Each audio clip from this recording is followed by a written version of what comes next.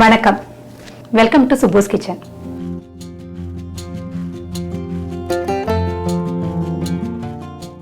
இன்னைக்கு சுப்பூஸ் கிச்சன்ல பாவக்காய் பிட்லை எப்படி பண்றதுன்றதை நம்ம பார்க்கலாம். பாவக்கான்னு சொன்னதுமே நம்ம எல்லாருக்கும் என்ன ஞாபகத்துக்கு வரும்? அதோட கசப்பான தன்மை தான். அதனாலயே நம்ம என்ன பண்றோம், அடிக்கடி சமையல்ல சேர்த்துக்க மாட்டேங்கிறோம். ஆனா அதே பாவக்காய நம்ம பக்குவமா செஞ்சா அது ஒரு ரொம்ப ருசியான, அதே நேரத்துல ஹெல்த்தியான ஒரு வெஜிடபிள். பாவக்காய பக்குவமா செய்யற ஒரு ரெசிபி தான் பாவக்காய் பிட்லை. பாவக்காய் பிடிக்காதவங்க கூட பாவக்காய் பிட்லைய ரொம்ப விரும்பி சாப்பிடுவாங்க. வாங்க பாவக்காய் பிட்லை எப்படி பண்றதுன்னு பாக்கலாமா?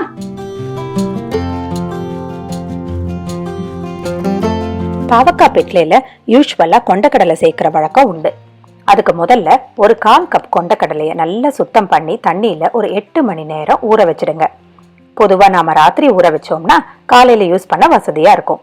மறுநாள் ஊற வச்ச தண்ணியை வடிகட்டி ஃப்ரெஷ்ஷா தண்ணி விட்டு ப்ரெஷர் குக்கர்ல ஒரு 4 விசில் வச்சு எடுத்துக்கோங்க.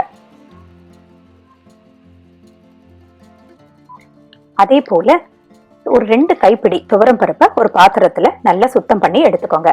அதுல ஒரு பிஞ்ச் மஞ்சள் தூள் சேர்த்து 1 கப்பு தண்ணியும் சேர்த்து இதையும் ப்ரெஷர் குக்கர்ல வச்சு ஒரு 4 விசில் விட்டு எடுத்துக்கோங்க. பருப்பையும் கொண்டக்கடலையும் ஒன்னா கூட சேர்த்து நம்ம வேக வச்சுக்கலாம். வெந்த பருப்பை ஒரு கரண்டி வச்சு நல்லா மசிச்சு தனியா வச்சுக்கோங்க. இப்ப நம்ம பருப்பையும் ரெடி பண்ணியாச்சு. ஒரு சின்ன எலுமிச்சம்பழ அளவுக்கு புளி எடுத்து 1 கப்பு வெதுவெதுப்பான தண்ணியில 10 நிமிஷம் ஊற வச்சு அதை நல்லா கரைச்சி புளி கரைசலை ரெடி பண்ணிக்கோங்க.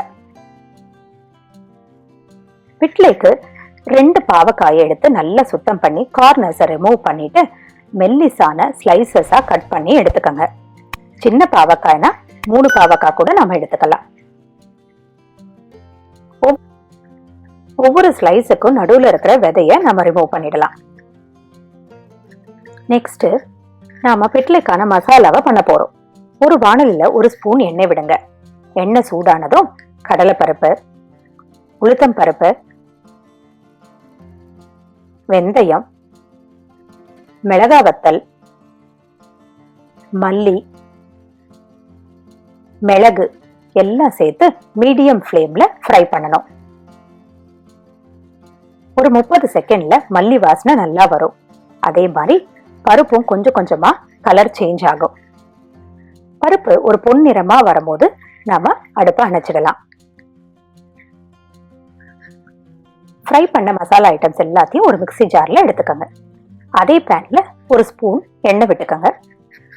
அதுல ஒரு 1/2 கப்பு தேங்காய் துருவலை சேர்த்து கொஞ்சம் கருவேப்பிலையும் சேர்த்து நல்லா ஃப்ரை பண்ணி எடுத்துக்கோங்க.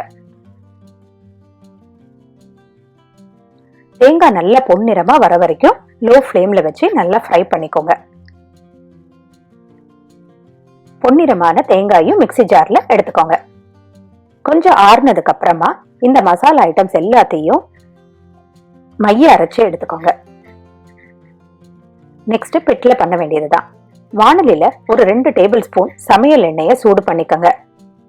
அதுல 1 டீஸ்பூன் கடுகு ஆட் பண்ணி கடுகு வெடிச்சதுக்கு அப்புறமா கருவேப்பிலையும் சேர்த்து நல்லா மிக்ஸ் பண்ணிக்கோங்க.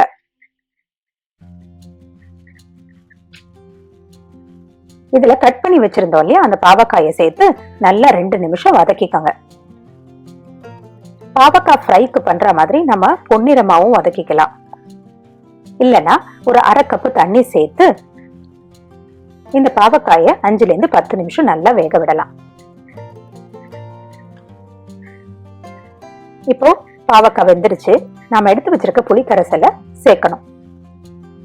இதோடு வேக வச்ச கொண்ட கடலையும் சேர்த்துடலாம். தேவையான அளவு உப்பு சேர்த்து இந்த கரைசலை ஒரு 5 நிமிஷம் நல்லா கொதிக்க விடணும்.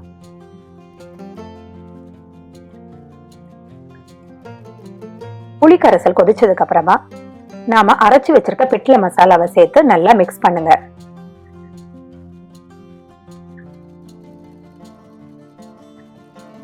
இது கூடயே நம்ம வெந்த பருப்பையுமே சேர்த்துடலாம்.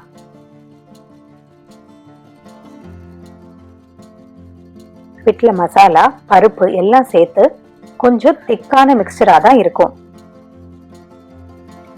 தேவையான அளவு தண்ணி சேர்த்து உங்களுக்கு தேவையான கன்சிஸ்டன்சிக்கு அட்ஜஸ்ட் பண்ணிக்கோங்க.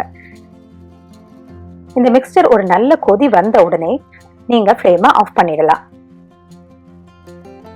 நல்ல கமகம பாவக்காய் பிட்லை ரெடி. பாவக்காய் பிட்லைய நீங்களும் செஞ்சு பார்த்து உங்க கமெண்ட்ஸை ஷேர் பண்ணுங்க. மீண்டும் ஒரு புதிய ரெசிபியோட உங்களை சந்திக்கிறேன். வணக்கம்.